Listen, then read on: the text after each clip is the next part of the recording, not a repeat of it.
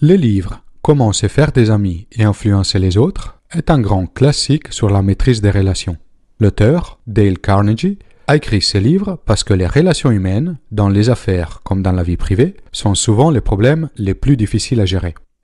Les principes que vous allez découvrir n'ont rien de compliqué. La clé pour les maîtriser est de les pratiquer régulièrement. Les livres démarrent par 3 principes fondamentaux dans les relations. Le premier principe est « ne jamais critiquer, condamner ou se plaindre ». La critique est une manière très commune pour gérer les conflits, mais elle est souvent contre-productive puisqu'elle touche à la fierté des gens, les met tout de suite sur la défensive et dans le besoin de se justifier. Et elle empêche d'être ouvert à des conseils ou à d'autres points de vue. Des études scientifiques ont montré que l'homme, comme les animaux, apprend beaucoup plus rapidement quand il est récompensé pour un bon comportement que quand il est puni pour un mauvais. La nature humaine est plutôt de blâmer tout le monde sauf soi-même. C'est difficile de prendre ses responsabilités lorsqu'on se sent attaqué. Résultat, on réagit en se défendant ou en attaquant à notre tour. Mais nous ne sommes pas ouverts à reconnaître nos torts. En se laissant aller à la réaction plus instinctive et agressive, on arrive peut-être à se défouler. Mais les tensions qui se créent vont nuire à la relation sur le long terme. L'homme n'est pas un être logique, il est un être d'émotion.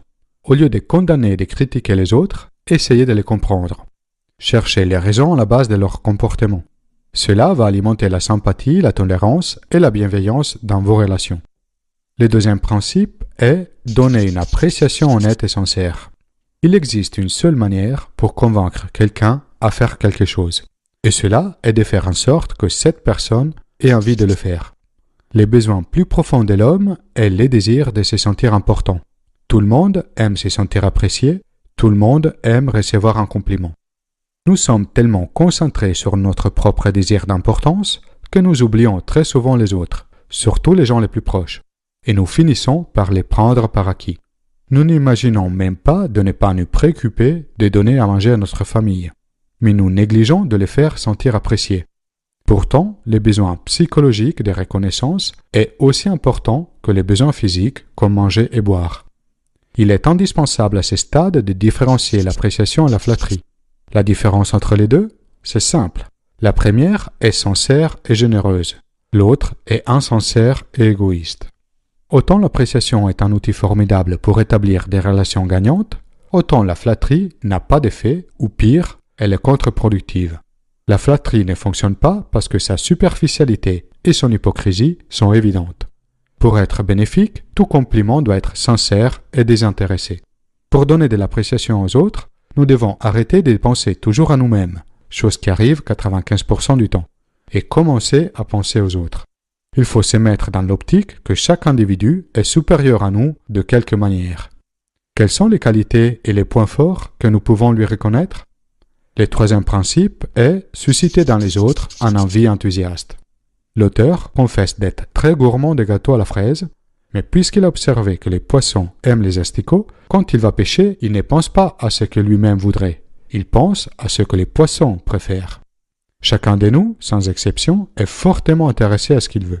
Donc, la seule manière d'influencer les autres est de leur parler de ce qu'ils veulent et de leur montrer comment l'obtenir. Quand vous souhaitez persuader quelqu'un de faire quelque chose, demandez-vous « Comment est-ce que je peux faire en sorte qu'il souhaite le faire ?» Henry Ford, le fameux industriel d'automobile, a dit « S'il y a un seul secret vers le succès, celui-ci est la capacité de voir les choses d'un point de vue des autres, en même temps que depuis les nôtres. Si vous apprenez à voir les choses du point de vue de l'autre, vous avez acquis une compétence de grande valeur pour votre carrière. Comment faire, concrètement, pour plaire aux gens? Le premier conseil est de se montrer intéressé aux autres personnes. Est-ce que cela vous est déjà arrivé lors d'une réunion de travail ou dans une soirée de voir quelqu'un qui essaye désespérément de plaire aux autres et qui finit par en faire trop et du coup de provoquer l'effet inverse? La solution pour plaire aux gens est très simple. Puisque tout le monde est centré sur soi-même, il suffit de s'intéresser aux autres de manière genuine. Vous gagnerez plus d'amis en 2 mois en vous intéressant aux autres qu'en 2 ans en essayant de rendre les autres intéressés à vous-même. Comme pour tous les principes évoqués jusqu'ici, montrer de l'intérêt aura l'effet espéré uniquement s'il est sincère. Ça peut passer par des choses très simples. Par exemple, lorsque vous rencontrez quelqu'un, dites-lui bonjour avec enthousiasme. Votre ton de voix lui fera sentir que vous l'appréciez. Ensuite, souriez. C'est un excellent moyen de faire une bonne première impression. Vos actions parlent plus que vos mots. Et un sourire dit « Tu me plais, je suis content de te voir ». Vous le savez peut-être déjà, on entend un sourire même au téléphone. Donc n'hésitez pas à sourire quand vous parlez au téléphone avec des collègues ou des clients. Vous n'êtes pas dans l'humeur idéale pour sourire? Pas grave, souriez quand même. L'émotion et les mouvements sont strictement liés. On ne peut pas contrôler directement son émotion, mais on peut contrôler son mouvement. Dès que vous souriez, vous vous sentirez immédiatement de meilleure humeur. Essayez. Encore un conseil, retenez les prénoms des gens, adressez-les avec leur prénom. Son prénom est le son les plus attirants dans toutes les langues. Si nous n'arrivons pas à mémoriser les prénoms des gens, c'est simplement parce que nous sous-estimons son importance. En y mettant plus d'attention, ce sera très simple. Assurez-vous de prononcer les prénoms correctement. Vous noterez que votre relation en bénéficiera grandement. Le tout dernier conseil pour plaire aux autres, apprenez à bien écouter, encouragez les gens à parler d'eux. Un interlocuteur habile n'est pas celui qui parle le mieux, il est celui qui écoute le mieux. Savoir écouter est une qualité bien plus rare que savoir bien parler. Quand vous discutez avec quelqu'un, montrez-lui un intérêt sincère en lui posant des questions, en demandant plus de détails. Encouragez-le à parler de lui et de ses accomplissements. Gardez votre envie de l'interrompre, forcez-vous à rester à l'écoute tant qu'il n'a pas fini de parler. Même si à la fin de votre échange, vous n'avez presque pas pris la parole, votre interlocuteur gardera une impression très positive de vous. Si vous souhaitez être intéressant, soyez intéressé. En appliquant ces conseils, vous vous assurez de construire des relations profitables et agréables avec les autres.